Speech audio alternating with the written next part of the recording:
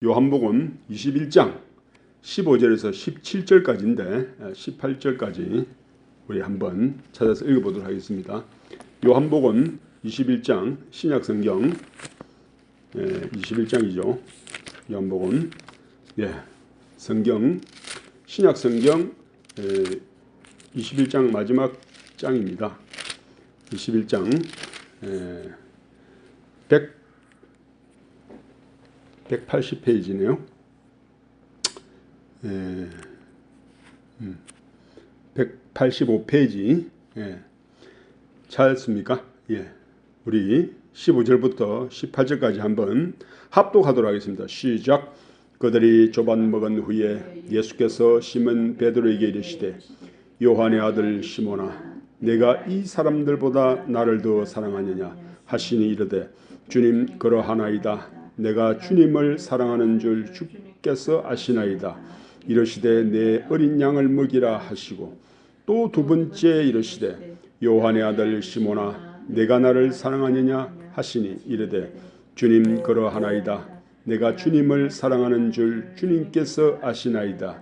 이르시되 내 양을 치라 하시고 세 번째 이르시되 요한의 아들 시몬아 내가 나를 사랑하느냐 하시니 주께서 세 번째 내가 나를 사랑하느냐 하심으로 베드로가 근심하여 이르되 주님 모든 것을 아시오매 내가 주님을 사랑하는 줄을 주님께서 아시나이다. 예수께서 이르시되 내 양을 먹이라.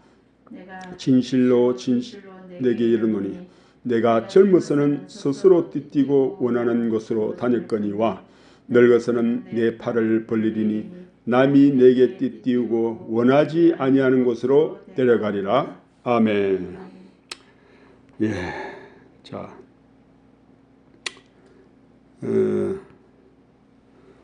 오늘 제목은 목회와 교회의 본질이라는 제목으로 우리가 말씀 나누고자 합니다. 너무 거창하지는 않겠죠. 근데 우리는 신앙생활은 사실 반복입니다. 예수님께서 또 사도들에 의해서 이 성경이 거의 신약 성경 거의 뭐 한 100년 AD 100년 이후에 이렇게 최종 그 유대인들의 70인력에 의해서 완성되었지만은 그동안 이 성경이 우리 모든 사람에게 전달될 때까지 얼마나 많은 시간과 핍박과 또 이 불태움을 당한지 모릅니다. 그러나 우리는 이 신앙생활은 예수님이 하신 그때나 또 2000년이라는 수많은 종교개혁이라는 큰 산을 넘어온 이후부터 계속된 것이 뭐냐면은 신앙생활은 반복이거든요. 그래서 우리가 예수님께서도 사단에게 시험 받으실 때 사람이 떡으로만 살 것이 아니요 하나님 입에서 나오는 모든 말씀으로 살 것이라 하신 그 말씀의 의미는 우리가 너무 잘 알고 있지만은 우리는 때로는 말씀 한 구절, 한 요절, 한 단어라도 놓치면 안 된다는 겁니다. 그래서 우리는 또 저는 신앙생활을 하면서 한 40년을 했지만은 그때마다 그 처음에는 성경을 그저 숲으로 봐야 될 거 아닙니까? 전체 전번에도 말했지만은 39, 27, 66권이고 또 각 성경마다 주제가 있는 반면에 또 텔러 스토리적으로도 알아야 되고 그래서 이 모든 말씀을 읽을 때 이제 그 문장 또 한 요절 그리고 한 단어를 연구하던 그러한 시기가 있었다는 겁니다. 그래서 아까도 말했지만은 목회자는 또 우리가 신앙을 성장하게 되면은 한 단어 안에서도 큰 그 줄기를 찾을 수 있다는 겁니다. 그래서 예수님께서도 사람이 떡으로만 살 것이 아니요 하나님의 입에서 나오는 모든 말씀으로 살 것이라 했거든요. 자, 그 말이 얼마나 좋은지 몰라요. 그래서 저는 우리 그 정용옥 집사님을 볼 때 성경을 모른다니까 너무 기분이 좋은 거라. 왜냐하면 그만큼 가르쳐 주고 싶은 게 많으니까 저도 뭐 큰 그 모래 바다에 한 주먹밖에 안 돼요. 주먹이 뭡니까? 한 돌밖에 안 되는데 그렇지만은 오늘 예수님께서 모든 말씀으로 살 것이라는 그 말씀 속에 그 우리가 얼마나 많은 영의 양식이 준비되어 있냐 하는 거죠. 그래서 오늘 우리가 또 성도는 적고 장소는 춥지만은 우리가 오늘 목회와 교회가 추구해야 될 것이 무엇이냐를 오늘 이 말씀으로 한번 설명해 보려고 하는 것입니다. 그래서 저도 우리가 예수님께서 그랬습니다. 우리가 이 세상의 것을 통해서 우리는 영적인 것을 알 수가 있거든요. 왜냐하면 우리는 이 성경책이 그냥 덮으면 성경책이지만 열으면은 이게 모든 세상에 다 통용이 된다고 하는 것입니다. 그래서 우리가 눈에 보이는 이 세상 사람들부터 시작해서 모든 만물이 펼쳐져 있는 성경이라는 겁니다. 그래서 제가 오늘 목회자는 과연 무엇이냐 할 때 여러 말로 할 수 있지만은 영혼 관리사라는 말을 제가 썼어요. 어떤 분한테. 그래서 목회자는 그냥 어떤 사람은 또 생계형 목사라고 하더라고요. 저를. 그래서 저는 뭐 개의치 않습니다. 왜냐하면 목사도 동일하게 때로는 인력도 나가야 되고 왜? 때로는 그러한 생계를 위해서 하는 것이 부끄럽지 않아요. 그래서 때로는 저도 작년에 거의 자동차에 한 6개월 정도 다니고 그 외에도 많이 다녔는데 그래서 생계형 목사라고 하지만 현장형 목사다라고 또 이야기를 합니다. 왜냐하면 현장에서 직접 사람들을 만나고 그들의 삶을 체험하고 그들의 애환을 느끼고 하면서 그 마음이 같아지니까 너무너무 예수님을 소개할 때도 힘이 나더라고요. 우리 예수님도 안 그랬습니까? 우리 예수님께서 이 땅에 사실 동안에 33년이라는 공생애를 사셨지만은 그분의 삶은 우리와 동일한 성경을 가졌지만은 죄는 없으시다라고 히브리서에는 또 베드로서에는 이야기하는데 예수님도 동일하게 이 땅에 살 동안에 우리 사람들과 동일한 어머니 뱃속에서 태어났고 또 유아 시절을 겪었고 청소년기를 겪었고 또 장성에서는 청소년기가 돼서는 아버지 요셉의 목수 밑에서 직접 그 목수일을 배웠다는 겁니다. 그래서 우리가 성경에 기록된 짧은 그 예수님의 생애 있죠. 탄생 또 12살 때 유월절에 갔던 이야기. 그 외에는 30살까지 삶은 안 적어놨어요. 그것은 뭐냐면은 워낙 3년 동안의 공생의 기간에 너무나도 주옥 같은 말씀을 적어놨기 때문에 그래서 우리 예수님께서 말씀이 육신이 되어 우리 가운데 거하심에 그 은혜와 진리가 충만하더라라고 하신 것처럼 우리가 이 세상에서 세상 사람과 동일한 장소와 또 출발이 같기 때문에 사람들에게 전도가 자연스럽게 나올 수 있는 겁니다. 그래서 저도 우리 정용 집사님도 시장에서 또 할머니들하고 같이 앉아서 판다는 걸 생각하면 좀 우습기도 하고 참 또 애처롭기도 하고 그 속에서 정말 낮은 데서 임하니까 참 영혼들이 잘 보이겠구나 하는 마음이 들었습니다. 그래서 우리는 그러한 이 땅에서 우리의 복음이 때로는 가정에서 때로는 일터에서 때로는 하나님의 자녀로서 때로는 우리가 어떤 위치에서 각각 예수님 그리스도를 보여야 된다는 것입니다.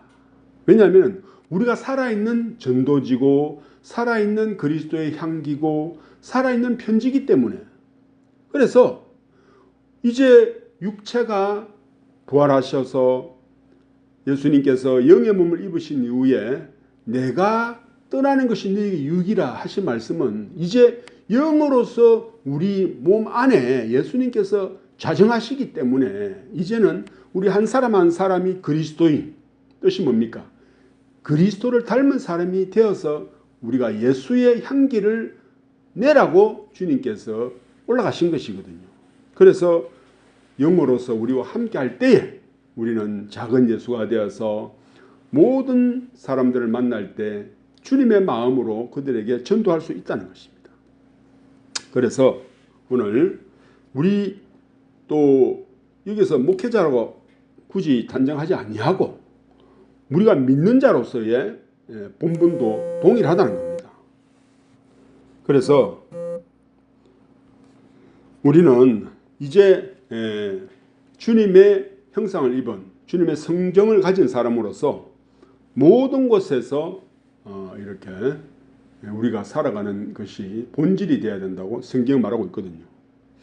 그래서 이제 우리는 하나님 앞에 이 말씀을 가지고 한번 이야기해 보도록 하겠습니다. 자, 오늘 본문에는 예수님께서 부활하시고 난 이후에 그 베드로를 만난 이야기거든요. 이때 상황은 굉장히 절망적입니다. 왜냐하면 베드로가 처음 예수를 만날 때 그 갈릴리 그 호숫가에서 밤이 새도록 수고했지만은 한 마리도 못 잡은 상태에서 그물을 싣고 있을 때 예수님께서 그를 처음 대면했을 때 베드로는 그냥 자기 배를 내어주고 자기는 묵묵히 그물을 싣고 있었는데 그 예수님께서 말씀하시는 것이 지 서기관들과 같지 아니하는 정말 그 하늘의 메시지를 전할 때 베드로는 자기의 피곤한 몸을 잊고 예수님의 말씀을 경청했거든요. 그런데 다 듣고 나서 예수님께서 시몬아 깊은 곳에 던져라 라고 말할 때 그 베드로는 지금 여기 없잖아요. 그러니까 첫 번째 만난 이야기를 하는 거예요. 네, 좀 길어질까 두려운데 그래서 그때 이후에 이제 예수님과 베드로는 3년 동안에 그 공생애를 같이 하고 이제 예수님께서 정말 십자가에 달리시고 나서 부활하신 것을 모를 때 또 의심하고 있을 때 두 번째 오셔서 이제 예수님은 베드로를 다시 한번 부르신 이야기가 여기입니다. 그래서 자 오늘 우리가 이 말씀을 볼 때 예수님께서는 동일하게 요한의 아들 시몬아 네가 이 사람들보다 나를 사랑하느냐 첫 번째 물음과 두 번째 물음과 세 번째 물음이 각각 다르다는 겁니다. 그리고 베드로는 거의 동일하게 내가 주를 사랑하는 줄 주께서 아시나이다라고 그때마다 대답했지만은 그때마다 예수님의 대답은 또 달랐거든요. 자, 첫 번째 예수님께서 요한 베드로에게 먼저 첫 번째 이 사람들보다 내가 나를 더 사랑하냐라고 말해요. 비교급을 이야기했다는 겁니다. 베드로는 수제자로서 자기는 12제자들 중에 가장 예수님을 사랑한다고 자신만만했던 사람 아닙니까? 그것을 먼저 예수님은 터치했다는 거예요. 그래서 그 말씀 속에는 많은 의미가 있습니다.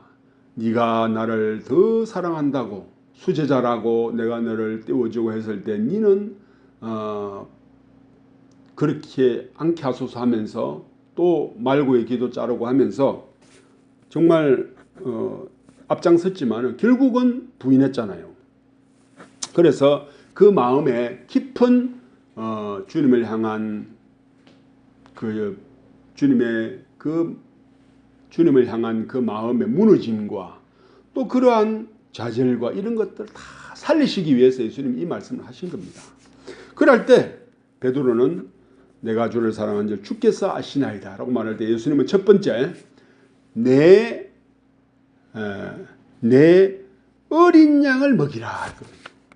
그래서 우리가 어린 사람은 뭡니까? 내가 주님을 더 사랑한다.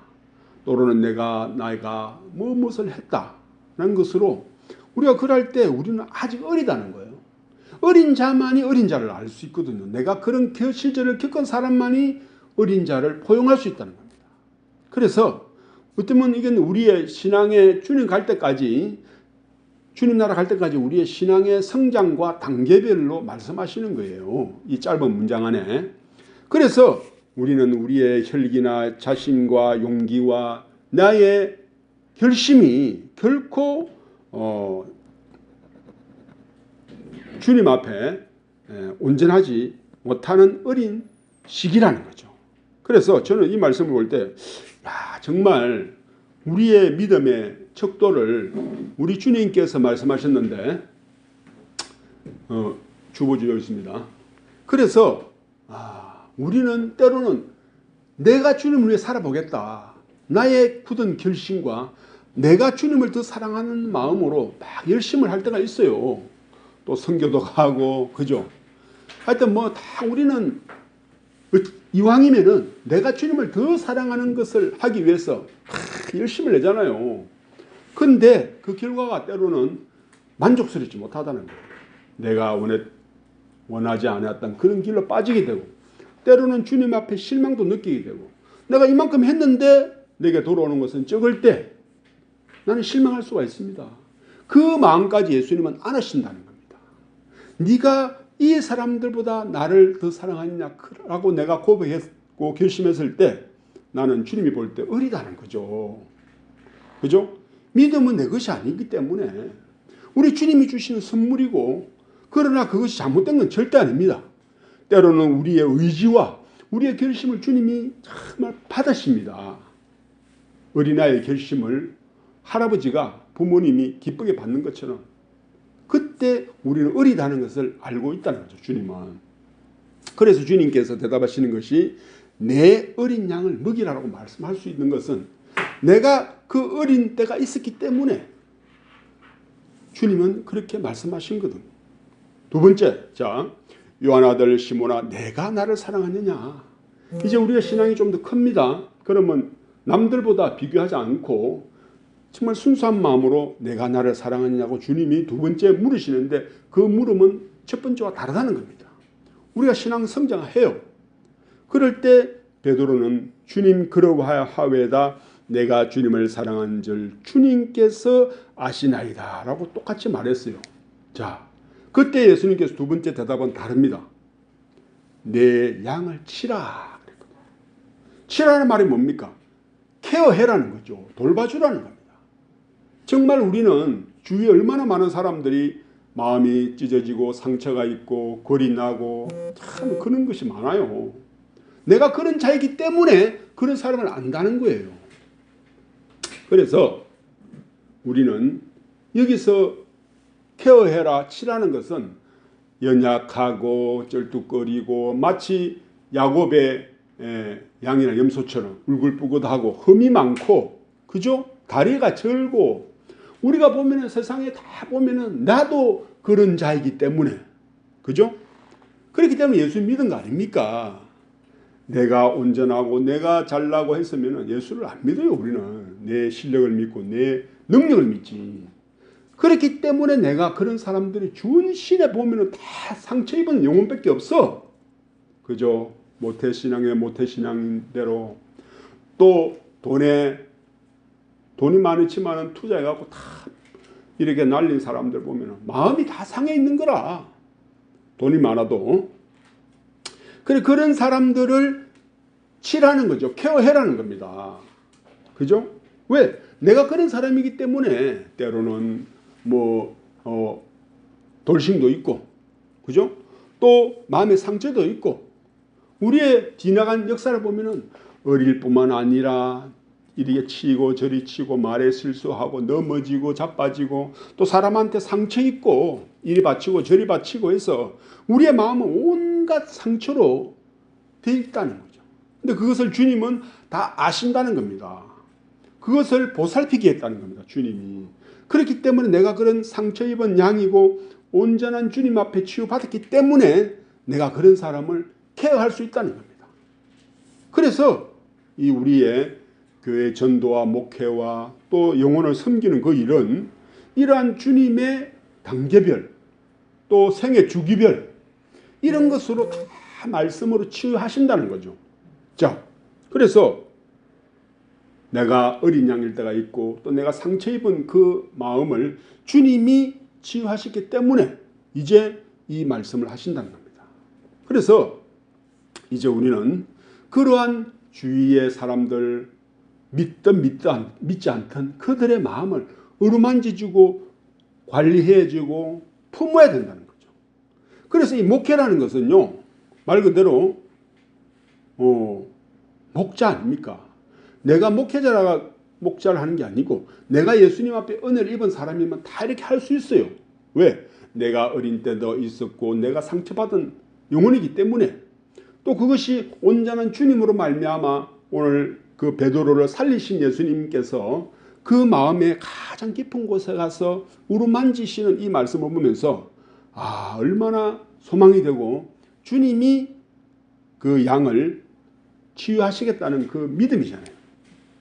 자, 그리고 이제 세 번째 예수께서 요한의 아들 시몬아 내가 나를 사랑하냐 하신 주께서 세 번째 내가 나를 사랑하냐 하시고 베드로가 근심하여 이르되 자, 우리가 사람 영혼 전도할 때 참 한 사람의 영혼을 살리기 위해서 근심하는 일이 있습니다. 그죠? 마음 알이라는 거예요. 우리는 죄에 대해서 또 세상에 대해서 이 세상의 모든 유혹과 시험에 대해서 우리는 근심이 이제 기도로 바꿔야 될 줄 믿습니다. 네. 그래서 우리는 이제 그 베드로의 근심을 예수님께서 하시고 세 번째 내가 나를 사랑하심으로 베드로가 근심에 이르되 주님 모든 것을 아시오매 내가 주님을 사랑하는 줄 주님께서 아시나이다. 예수께서 이르시되 내 양을 먹이라. 자, 비로소 이제 정말 한 사람의 영혼을 먹일 수 있는 그 사람 품을 수 있는 사람이 된다는 거예요. 그래서 우리는 이러한 예수님께서 베드로를 만나서 부활하시고 또 갈릴리 바다에서 두 번째 만나서 베드로를 세우시는 그 예수님의 말씀 가운데 우리의 모든 신앙의 경륜과 성장과 또 그러한 마음을 치유하시고 또 우리가 한 사람을 대할 때 어떤 마음으로 대해야 되는가를 말씀하셨다는 거죠. 그래서 이제 우리는 이러한 과정을 겪고 있는 중이고 또 그러한 단계에 있습니다. 모든 사람이 또 어떤 사람도 나는 완전한 단계에 들었다고 말할 수가 없어요. 왜냐하면 베드로도 그랬잖아요. 아니 바울도 그랬잖아요. 내가 이미 이뤘다 함도 아니요. 나는 이미 그리스도께서 잡힌 바 된 것을 향하여 쫓아갔노라. 그래서 우리는 이 예수님께서 이미 이뤄놓으신 신앙의 단계별 또 신앙의 성장하는 성화되는 모든 이러한 단계 안에 우리가 있기 때문에 능히 예수님께서 우리에게 붙이신 영혼뿐만 아니라 나 자신도 그렇게 주님께서 케어하시고 어린 양을 성장케 하시고 이것은 내 육신에 속한 자녀도 마찬가지예요. 그래서 진정한 것은 우리는 하늘나라 가기까지 이러한 주님께서 말씀하신 영혼을 관리하는 그죠? 내 자녀들도 관리해야 되고 나를 아는 모든 사람에게 이러한 온전하신 예수님께서 우리 영혼을 먹이시는 이러한 것을 소개해야 되고 또 우리 한 사람이 이 땅에서 하늘 가기까지 온전하신 그리스도의 품성을 관리하고 성장시키고 내가 말씀 연구 가운데 이러한 주님을 만날 때 우리는 어린 양에서 또 치유받은 그 영혼에게서 또 장성한 양까지 자라난다는 거죠. 구원 안 받은 사람은 아직 염소인지 모릅니다. 그죠? 염소는 먼저 거듭나야 되겠죠, 양으로. 그래서 우리는 이러한 모든 목회의 본질과 전도의 본질뿐만 아니라 이 교회의 본질이 주는 베드로에게 예수님께서 너는 이 교회에 너 이름 위에 세운다고 하신 것처럼 이러한 예수님이 베드로에게 맡기신 것처럼 우리가 만나는 모든 사람들에게 심지어는 옆에 있는 할머니까지라도 품어야 된다는 겁니다. 이 사람은 거듭나지 않니 염소 할머니라. 그죠? 저도 염소 성도들 많이 만나요. 영적인 것은 전혀 몰라. 그래서 모태신앙이면은 그런 사람들 영적인 것을 아주 또 안 들어가요. 깊은 곳에 안 던지는 거라. 말씀의 깊은 곳에 들어가야 되는데, 그죠? 베드로를 처음 만났을 때 예수님이 뭡니까? 오른편에 던지라는 거죠. 우리는 이제까지 늘 왼편에 던졌어. 내 생각대로. 주님이 원하시는 옳은 방향이 아니라. 그러나 말씀을 의지해요. 그러므로 오른편에 던졌을 때, 말씀에 이제 던졌을 때 우리는 영적인 정말 주님의 놀라운 역사를 받잖아요. 내 병이 낫고 내 마음이 치유받는 그런 역사가 있었지만은 이제는 두 번째 예수님께서 처음에 깊은 곳에 던지랬죠. 깊은 곳에 던졌고 우리 영적인 것에 다 은혜를 입었잖아요. 이 세상에 눈에 보이는 것이 다가 아니라는 것. 그리고 두 번째 예수님께서 오른편에 던지라. 우리는 오른 깊은 곳에 던질 뿐만 아니라 이제 주님을 만나서 오른편에 내가 생각하는 곳이 아닌 주님의 말씀에 순종함으로 던졌을 때 정확하게 153마리의 물고기가 잡혔잖아요. 정확하잖아. 옛날에 우리가 깊은 곳에 던졌을 때는 얼마 숫자도 없어요. 그저 야고보야 이리 오느라 같이 쌓자 해갖고 그 2배에 가득하게 됐는데 이제 우리의 신앙이 성장되고 명확하게 할 때는 정확한 숫자까지 153마리다라고 딱 나오잖아요. 이 성경은 불평화감이사 구체적이고 과학적이고 무엇보다도 정밀하다는 거죠. 그래서 우리가 옛날에 모나미 볼펜에도 153 선언했죠. 그 사람이 예수 믿는 사람입니다. 그래서 그 모나미 볼펜이 얼마나 세상에서 유명해진지 몰라요. 그래서 그러한 우리가 성경 말씀 하나, 한 문장, 한 단어에도 유심하게 될 때 이 성경은 어떤 것보다 과학적이고 우리의 영혼의 맥을 잡아주고 우리의 신앙을 성장하는 놀라운 말씀이라는 겁니다. 이 말씀 한번 빠지면요. 헤어날 출구가 없습니다. 그래서 우리는 이러한 말씀의 성장, 내 영혼의 성장을 견인하는 올바른 목회자, 올바른 교회를 만날 때 우리는 놀라운 말씀의 세계 속에 빠져든다는 거예요. 그래서 이제 이 18절에 내가 진실로 진실로 내게 이르노니 내가 젊어서는 스스로 띠뛰고 원하는 곳으로 다녔거니와 늙어서는 내 팔을 벌리리니 남이 내게 띠뛰고 원하지 아니하는 곳으로 데려가리라 라고 예수님이 예언을 하잖아요. 그죠? 그 결과 베드로는 이제 마지막에 이 예수님의 말씀처럼 예언에 의해서 그 예루살렘에서 정말 자기가 우리가 그 코바디스라는 영화가 있습니다. 코바디스가 뭡니까? 주여 어디로 가시나이까? 라는 유명한 영화인데 그 속설에는 그 예루살렘의 네로 황제에 의해서 로마 그 성이 불타고 할 때 베드로가 막 도망갈래 했어요. 그런데 어느 날 예수님이 그 길에 나타나서 베드로야 어디로 가느냐? 그걸 듣고 순간에 베드로는 순교를 가고 있다는 거죠. 그런 속설이 있는데 어쨌든 이것은 이 예수님 말씀대로 베드로는 그 십자가 틀에서 십자가를 맬 때 자기가 건의했대요. 집행하는 사람한테 나를 거꾸로 십자가에 못 박혀주세요. 우리 스승인 예수님께서 십자가에 똑바로 못 박는데 나는 그보다 더하게 거꾸로 십자가에 못 박혀주십시오 라고 그가 요청했다는 겁니다. 그래서 베드로는 정말 이 말씀대로 그가 신앙이 깊어지고 정말 오랜 이후에 주님의 말씀에 의지해서 그 로마 병정이 그죠?